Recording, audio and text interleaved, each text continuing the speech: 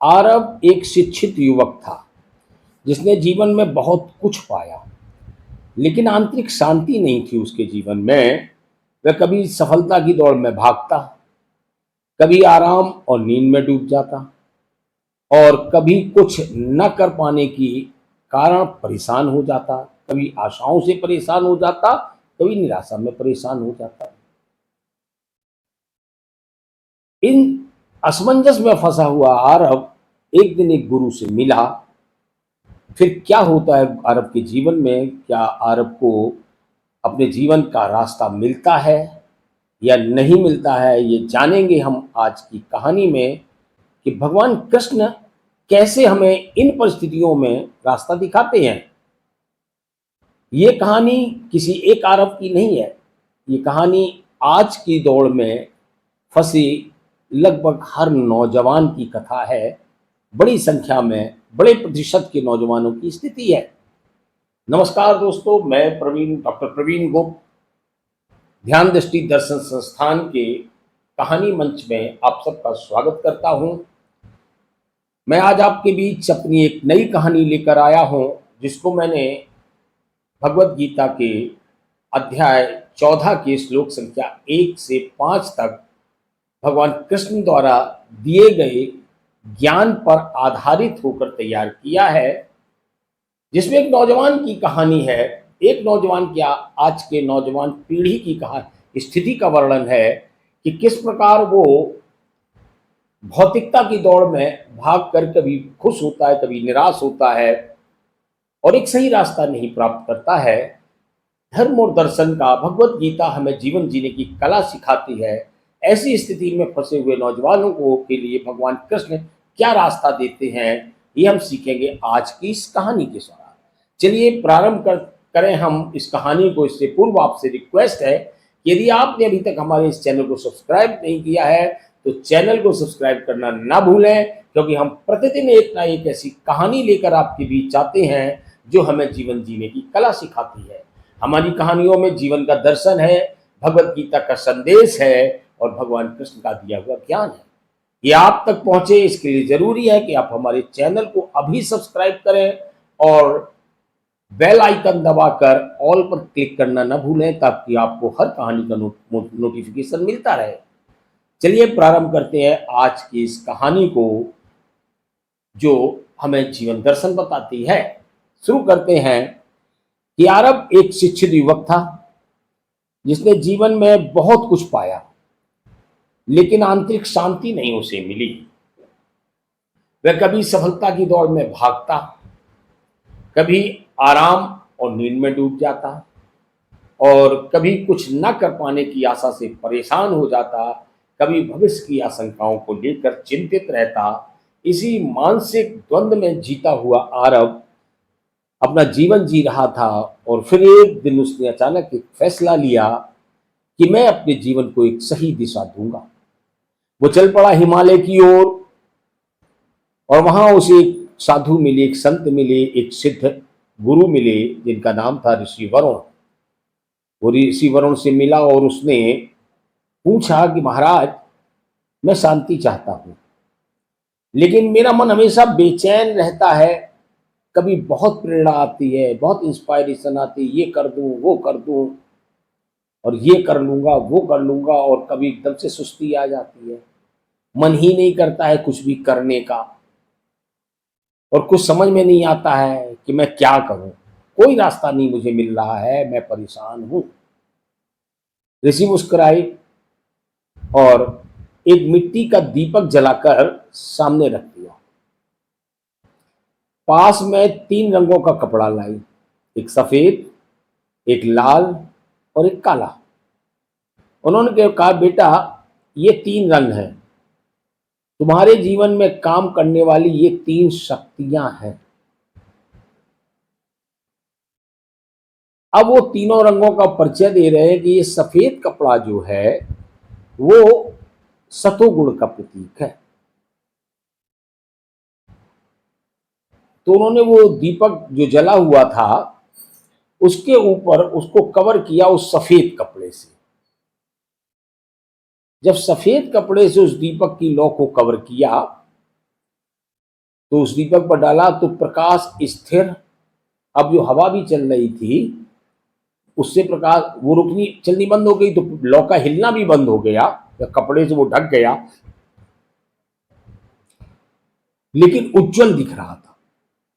प्रकाश फिर भी बिल्कुल साफ दिख रहा था और स्थिर था। ऋषि बोले, ये ज्ञान, शांति और संतुलन का गुण है, ये सतो गुण है। जब मन निर्मल होता है तो आत्मा की रोशनी स्पष्ट दिखाई देती है, जैसे ये दीपक की लौ तुम्हें इस कपड़े के इस पार भी स्पष्ट दिखाई दे रही है। तो जब मन शांत और निर्मल होता है तो आत्मा की रोशनी स्पष्ट दिखाई देती है, जो हमारा मार्गदर्शन करती है। अब उन्होंने लाल कपड़ा डाला उस दीपक के ऊपर, जो रजोगुण का प्रतीक था, तो प्रकाश चंचल हो गया। बोले, ये क्रियाशीलता है, देखो हिल रही है ज्योति, और उतना स्पष्ट नहीं है लाल में। प्रकाश तो समझ में आ रहा है, लेकिन दीपक की लौ जो है जितनी स्पष्ट सफेद में दिख रही थी, उतनी अब स्पष्ट लौ नहीं दिखाई दे रही है दीपक की, कुछ ढक गई है। तो बोले, ये क्रियाशीलता है, इच्छा है, स्पर्धा का गुण है, कंपटीशन का गुण है। ये तुम्हें प्रेरित करता है और थका भी देता है। बहुत कुछ करने के लिए प्रेरित करता है और थका देता है। फिर उन्होंने वो काला कपड़ा उस पर डाला, जो तमोगुण का प्रतीक था। दीपक के डालते ही ये लगा ही नहीं कि अंदर प्रकाश भी है, ऐसा लगा कि प्रकाश बुझ गया। उसकी कोई रोशनी बाहर उस काले कपड़े के बाहर आई ही नहीं। बोले, ये अज्ञान है, ये आलस्य है, ये मोह का गुण है। यहाँ आत्मा बिल्कुल छिप गई है, तुम्हारी चेतना बिल्कुल लुप्त हो गई, यहाँ पर कहीं दिखाई दे रही है। और जब चेतना लुप्त हो जाएगी तो आलस तो आएगा ही, अज्ञानता आएगी, मोह बढ़ेगा, और ये आत्मा की रोशनी को ठग लेता है तमोगुण। फिर ऋषि ने आरब से पूछा, बोलो आरब, क्या इन रंगों ने दीपक के भीतर की लौ को बदला? हटा दिया वो कपड़ा भी, अब दीपक सामने था। बोले, ये जो रंग ऊपर से पड़े, क्या इन्होंने दीपक की लौ को बदला अंदर? आरब ने कहा, नहीं, लौ तो वैसी ही रही, चाहे कोई भी कपड़ा डाला हो, लौ तो अपनी जगह वैसी ही जल रही थी, बस बाहरी आवरण बदल गए थे। तो ऋषि बोले, ठीक वैसे ही तुम आत्मा हो, अजन्य, नित्य, निर्मल। उस आत्मा के गुण में कभी कोई परिवर्तन नहीं होता है, वह उसी प्रकार प्रज्वलित है तुम्हारे अंदर। लेकिन ये तीन गुण, त्रिगुण, तुम्हारी चेतना को ढकते हैं, उस आत्मा को ढकते हैं, लेकिन बदलते नहीं है। आत्मा में कोई दोष नहीं होता है। तो ऋषि ने कहा, जब तुम सतगुण को बढ़ाते हो, सतोगुण को बढ़ाते हो जीवन में, ध्यान, सेवा और ज्ञान से, शुद्धता से, तो आत्मा का प्रकाश अधिक स्पष्ट होता है। और रजस और तमस को समझकर संतुलन में लाना ही जीवन का धर्म है। तो उस दिन से आरब ने क्या किया, सतोगुण को बढ़ाने के लिए सुबह से ध्यान करना शुरू कर दिया, सेवा करना सीखा, अपनी इच्छाओं पर अंकुश लगाना सीखा, आलस और मोह से सावधान रहने लगा। धीरे धीरे उसका जीवन बदल गया। तो यहां जो तत्व थे, दीपक की लौ आत्मा थी जो नित्य है, अचल चेतना है। सफेद कपड़ा सत्वगुण, शुद्धता, प्रकाश और जागरण का प्रतीक था। लाल कपड़ा रजोगुण, इच्छा, गति और अस्थिरता का प्रतीक था। काला कपड़ा तमोगुण, अज्ञान, आलस्य और भ्रम का प्रतीक था। ऋषि आत्मगुरु थे, जागृति का मार्गदर्शन देने वाले, और आरब एक साधक था जो हर मनुष्य की आंतरिक यात्रा है।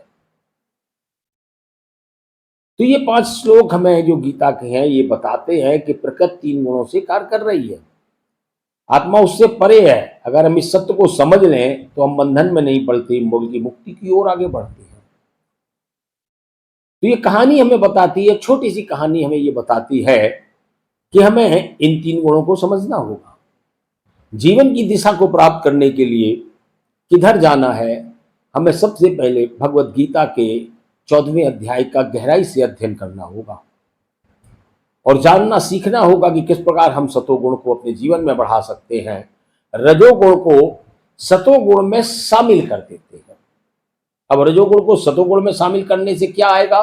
सतोगुण में जो तुम्हारे अंदर शुद्धता है, जो निर्मलता है, सेवा की भावना है, जो ध्यान है, प्रकाश है, ज्ञान है, जागरण है, उसमें जब तुम सक्रियता जोड़ देते हो तो तुम्हारी गति बढ़ जाती है और तुम्हारी दिशा सही हो जाती है और तुम लक्ष्य तक पहुंचते हो। तो उससे तुम्हें क्या होता है? आत्मसंतुष्टि प्राप्त होती है और जीवन शांत हो जाता है।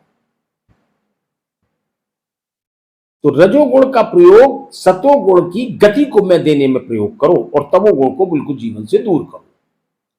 ये सामंजस्य अगर तुम जीवन में बनाते हो तो जीवन में हर कामयाबी तुम्हारी है, तुम्हारा जीवन सफल होगा। तुम अपने जीवन में मुक्त होगे, संतुष्ट होगे, शांत होगे, सुखी होगे, समृद्ध होगे, आनंदित होगे। आशा करता हूं कि ये कहानी आपको अच्छी लगी होगी। अगर कहानी अच्छी लगी है तो वीडियो को लाइक करें, शेयर करें, कमेंट बॉक्स में अपनी राय अवश्य दें और चैनल को अभी तक भी सब्सक्राइब नहीं किया है तो चैनल को सब्सक्राइब करना बिल्कुल ना भूलें। कल पुनः एक नई कहानी के साथ आपको मिलते हैं। तब तक के लिए आपसे सब प्रेम, जय शंकर और सद्गुरु भगवान की श्री चरणों में प्रणाम है।